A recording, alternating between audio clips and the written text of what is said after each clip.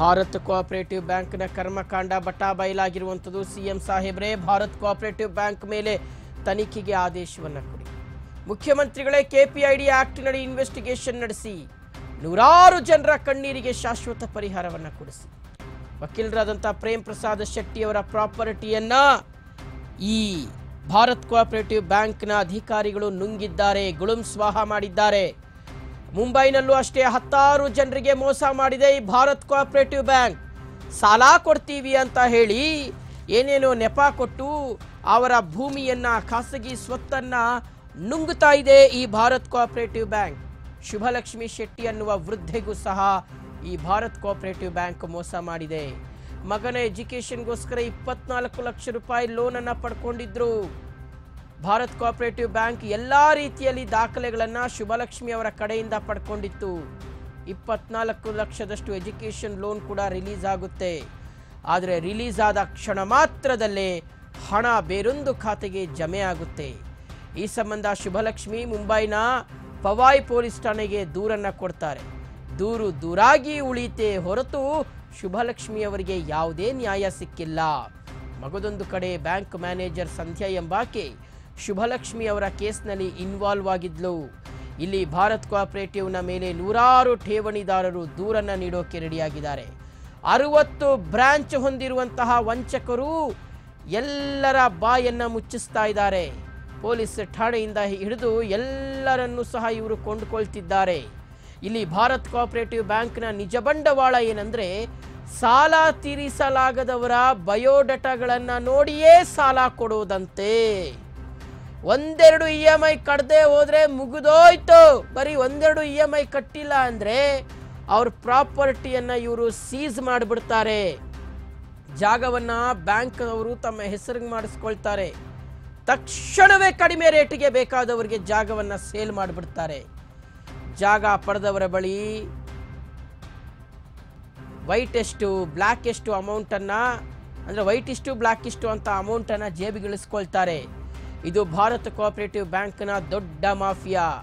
ಆ ಮಾಫಿಯಾಗೆ break ಬೀಳಬೇಕಾದ್ರೆ RBI ಮಧ್ಯಪ್ರವೇಶ ಮಾಡಲೇಬೇಕು. ಅದೇ ರೀತಿ ರಾಜ್ಯ ಸರ್ಕಾರವು ವಂಚಕರ ಕಿವಿ ಹಿಂಡೋ ಕೆಲಸ ಮಾಡಬೇಕು.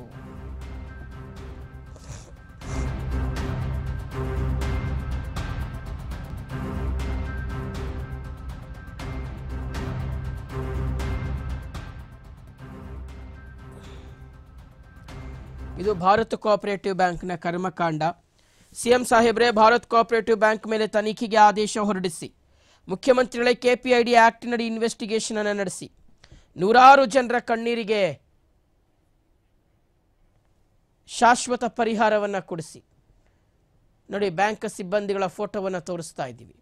ನಿನ್ನೆಯಷ್ಟೇ ನಾವು ಪ್ರೇಮ್ ಪ್ರಸಾದ್ ಶೆಟ್ಟಿ ಪಾಪ ವಕೀಲರವರು ಯಾವ ರೀತಿಯಾಗಿ ಅವ್ರಿಗೆ ಮೋಸ ನಡೆದಿದೆ ಅನ್ನೋದನ್ನು ನಾವು ಹೇಳಿದ್ವಿ. ಈಗ ಇನ್ನೊಬ್ಬರು ಶುಭಲಕ್ಷ್ಮಿ ಶೆಟ್ಟಿ ಅನ್ನೋರಿಗೂ ಸಹ ಇದೇ ರೀತಿಯಾಗಿ ಇವರು ವಂಚನೆ ಮಾಡಿದ್ದಾರೆ.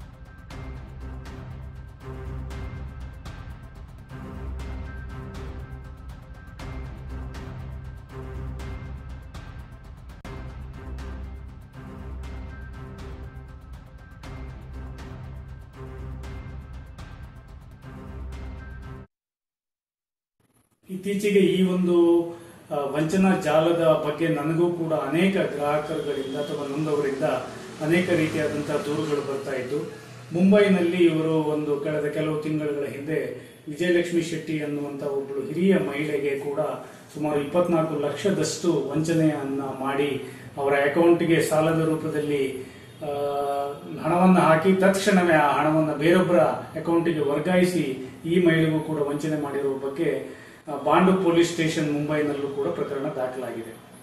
ಈ ಗ್ರಾಹಕರು ಅಲ್ಲೊಂದೋ ಇಲ್ಲೊಂದೋ ದೂರುಗಳನ್ನ ಕೊಟ್ಟಿರೋದು ಬಿಟ್ರೆ ಉಳಿದ ಇವು ಗ್ರಾಹಕರುಗಳನ್ನ ಇವರು ಬೆದರಿಸಿ, ಇವರು ಕೋರ್ಟ್ ಮೆಟ್ಲು ಏರ್ತಿದ್ದ ರೀತಿಯಲ್ಲಿ ಯಾವುದೇ ಒಂದು ಪೊಲೀಸ್ ಸ್ಟೇಷನ್ಗೆ ದೂರನ್ನು ಕೊಡತಕ್ಕಂತ ನಿಟ್ಟಿನಲ್ಲಿ ಮಾಡದೆ ಇವರನ್ನ ಬೆದರಿಸುವಂತಹ ಹಾಗೂ ಅವರ